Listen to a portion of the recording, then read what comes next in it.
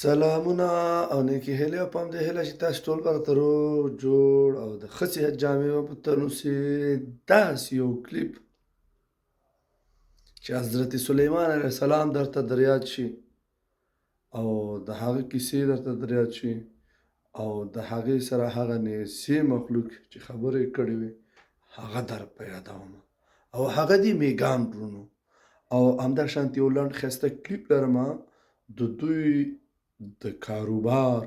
د دوی د اتفاق په اړه باندې جالب دی هغه هم در سره شریکومه خو مخکې د دې نه یوه خبره بل هم کومه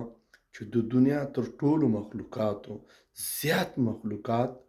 که چېرته دوی په دې باندې پوه شي د یو انسان نه میلیونه